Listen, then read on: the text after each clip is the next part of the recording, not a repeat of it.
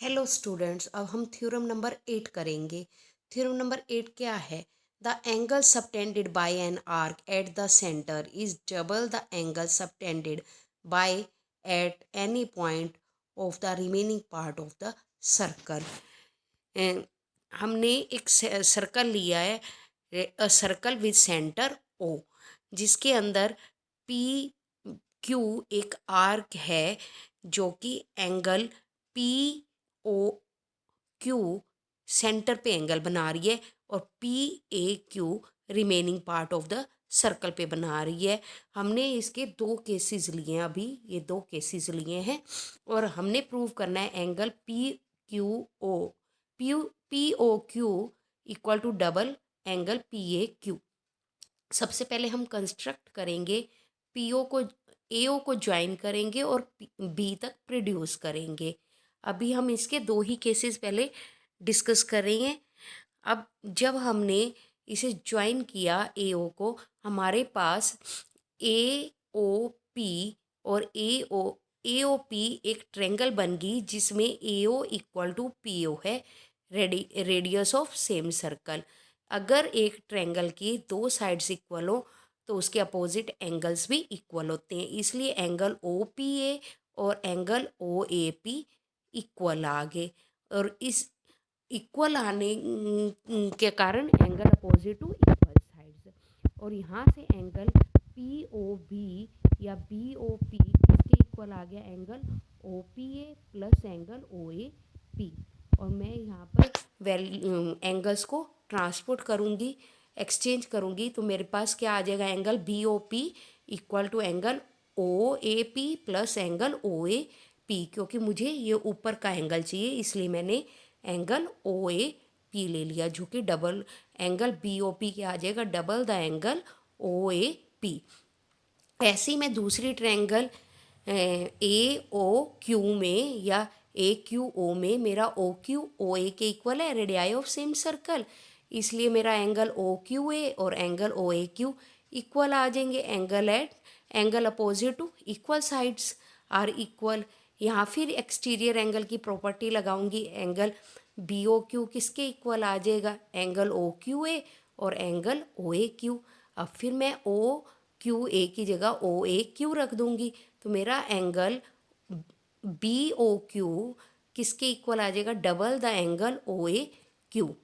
अब मैंने 3 और 4 को ऐड कर दिया, बी ओ पी और बी ओ क्यू को ऐड किया, तो वो क्या आ गया? Double the angle O A P plus angle O A Q.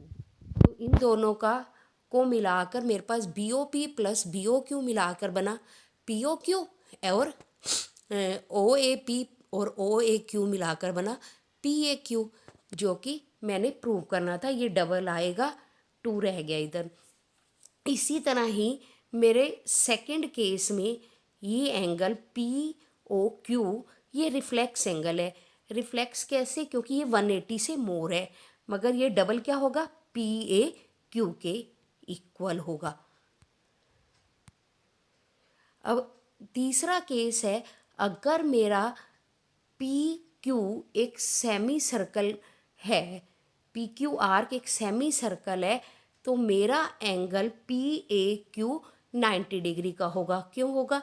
क्योंकि पी ओ क्यू जो है double of P A Q है, तो डबल होने के कारण जो है ये हम कह सकते हैं पी ए क्यू जो है मेरा half of P O Q हो जाएगा। और पी ओ क्यू क्या है? 180, क्योंकि सेमी सर्कल एंगल क्या होता है? 180 होता है। और मेरा angle P A Q 90 degree आ जाएगा, जिससे मुझे एक रिजल्ट ये याद रखना है, angle lie in semi circle region is right angle. अगली थ्योरम है theorem 9, angle and same segment of circle are equal.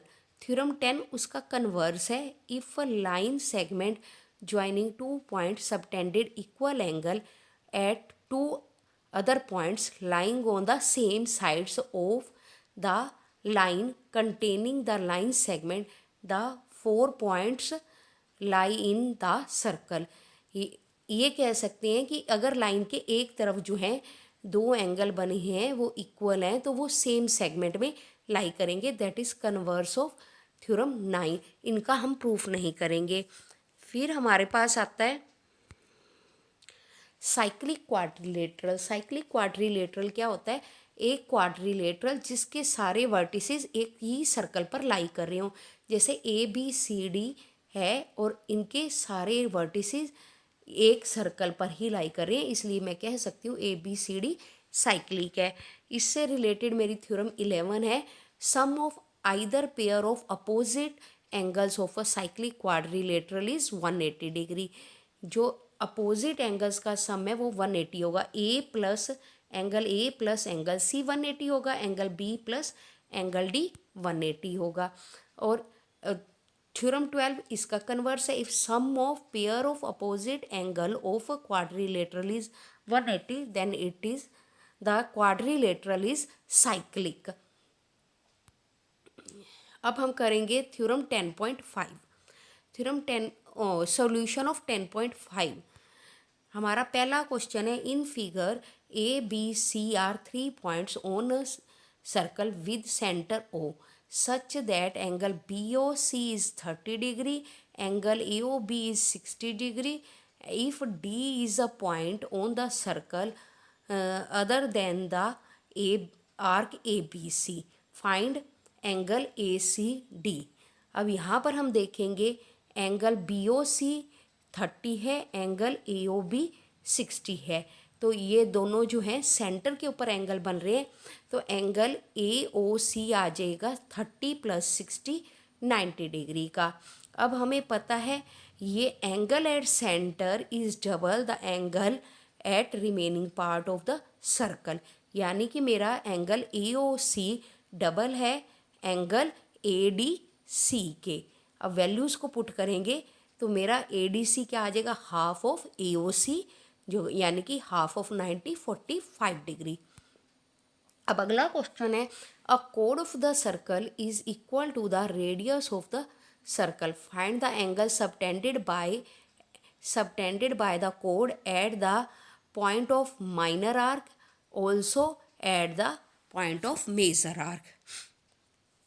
हमने एक ट्रायंगल ली AOB हमारे, जिसमें AO इक्वल टू BO और AB इक्वल होगा, क्योंकि AB हमें दिया है रेडियस के इक्वल है, इसलिए AOB एक इक्विलेटरल ट्रायंगल होगी, जिसके कारण मेरा एंगल AOB 60 डिग्री का आएगा, क्योंकि इक्विलेटरल ट्रायंगल के सारे एंगल 60 डिग्री के होते हैं। AOB मेरा एंगल एट सेंटर है।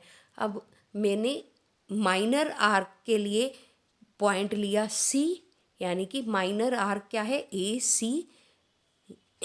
माइनर आर्क के लिए पॉइंट लिया मैंने C और मेजर आर्क के लिए पॉइंट लिया D। अब मैं क्या करूँगी? Angle ACB half of angle AOB हो जाएगा। क्यों? Angle subtended at centre is centre of the circle is double the angle subtended by the remaining part of the circle. तो एंगल ACB क्या आ जाएगा? Half of the AOB 60/2 30 degree का। अब angle ADB क्या आएगा? हाफ रिफ्लेक्स एंगल, क्योंकि ये पोर्शन सिंपल एंगल है और ये मोर देन 180 है, तो ये क्या आ जाएगा? Reflex angle AOB। रिफ्लेक्स निकालने के लिए 360 - 60 करेंगे, रिफ्लेक्स एंगल क्या आएगा? 300, तो वो क्या आ जाएगा? एंगल ADB हाफ 360 - 60 यानी कि हाफ ऑफ 300 150 डिग्री। यानी कि जो मेरा माइनर आर्क में एंगल बना है वो क्या है? 150 डिग्री का, और मेजर आर्क का एंगल 30 डिग्री का है। अब मुझे फिगर दी गई है और जिसमें एंगल PQR 100 डिग्री का है। PQR जो है point lie on the circle and OB the centre of the circle. Find angle OPR। अब यहाँ पर एंगल ये PQR जो है 100 डिग्री का दिया है और ये एंगल 180 से बड़ा है। एंगल POR 180 से बड़ा है, इसलिए मैं लिखूँगी reflex angle POR is double the angle PQR because this is the angle at centre of the circle. तो जो क्या आ जाएगा? 2 × 100 200 डिग्री। अब एंगल POR क्या आएगा? ये रिफ्लेक्स है, अगर रिफ्लेक्स दिया हो तो सिंपल एंगल निकालने के लिए 360 से माइनस करेंगे, 360 माइनस 200 160 डिग्री। अब मेरी ट्रायंगल पी ओ आर में पी ओ आर ओ के इक्वल है रेडियाई ऑफ सर्कल। अगर साइड्स इक्वल हैं तो उनके अपोजिट एंगल भी इक्वल होंगे, इसलिए angle O P R angle O R P के इक्वल है। अब मैं एंगल सम प्रॉपर्टी से इसकी वैल्यूज़ निकालूंगी तो दोनों वैल्यूज़ क्या आएंगी 10 डिग्री, क्योंकि मेन एक एंगल हमें 160 का दिया है। अब अगला क्वेश्चन है, in the figure angle A B C is 69 degree, angle A C B is 31 degree, find the angle B D C. अब पहले हम ट्रायंगल ए बी सी में देखते हैं। मेरे को ए बी सी और बी सी ए एंगल दे रखा है, तो मैं एंगल सी ए बी निकाल सकती हूँ एंगल सम प्रॉपर्टी से, जो कि मेरे पास कितने डिग्री का आ जाएगा 80 डिग्री का। अब एंगल बी ए सी और एंगल बी डी सी दोनों क्या है, एंगल इन सेम सेगमेंट है। हमें पता है angle in same segment are equal, इसलिए एंगल बी ए सी और एंगल बी ए डी दोनों इक्वल आ जाएंगे 80 डिग्री के। ABCD is a cyclic quadrilateral whose diagonal intersect at point E. Angle DBC 70 degree, angle BAC 30 degree. Find angle BCD. Further, if AB is equal to BC, then find angle ECD. ये इसकी figure है, cyclic quadrilateral है। तो ABCD जो हैं एक circle पे लाई कर रही हैं, जिसके अंदर मुझे एंगल दिया गया है, एंगल सी ए डी और angle B D C 70 degree का होगा angle in same segment. Angle D A B angle C A D plus angle B A C के इक्वल होगा, यानी कि 70 प्लस 30 डिग्री 100 डिग्री के इक्वल आएगा। Angle B D A B plus angle B C D 180 degree आएगा, opposite angle of cyclic quadrilateral, जिससे angle B C D 180 minus 100 80 degree का आ जाएगा। अब मुझे दिया गया है A B equal to B C, यानी कि angle B C A equal to 30 है, opposite angle of isosceles triangle. अब मैं दोबारा angle D A B plus angle D C B को 180 लिखती हूँ, opposite angle of cyclic quadrilateral. अब वैल्यूज़ पुट करते हैं। Angle D A B 100 degree है, एंगल बी सी डी जो है हमारे पास angle B C A plus angle E C D से बना है। अब बी सी ए की जगह 30 डिग्री रख दिया और एंगल ई सी डी हमने फाइंड करना है, जो कि ट्रांसपोर्ट करके value angle 180 minus 130 degree equal to 50 degree आ जाएगा। If the non parallel side of trapezium are equal, prove that it is cyclic. सबसे पहले हमने ए बी सी डी एक ट्रेपेजियम लिया जिसमें A B parallel to C D है और A D equal to B C है। हमने प्रूव करना है A B C D cyclic है। कंस्ट्रक्शन में हमने ड्रॉ किया D E perpendicular to A B and C F perpendicular to A B. अब ट्रायंगल डी ई ए और ट्रायंगल सी एफ बी में A D equal to B C है और हमारे पास एंगल ई और एंगल एफ 90 डिग्री है, अभी कंस्ट्रक्शन से करा है। D E equal to C F है, क्योंकि पैरेलल लाइंस में हम कितने भी परपेंडिकुलर ड्रॉ करें वो इक्वल होते हैं। तो मेरे ट्रायंगल डी ई ए और triangle C F B congruent हो जाएंगे राइट हाइपोटेनस साइड से, जिससे मेरा एंगल ए एंगल बी के इक्वल हो जाएगा सी पी सी डी, और angle A D E angle C B C F के इक्वल हो जाएगा सी पी सी डी।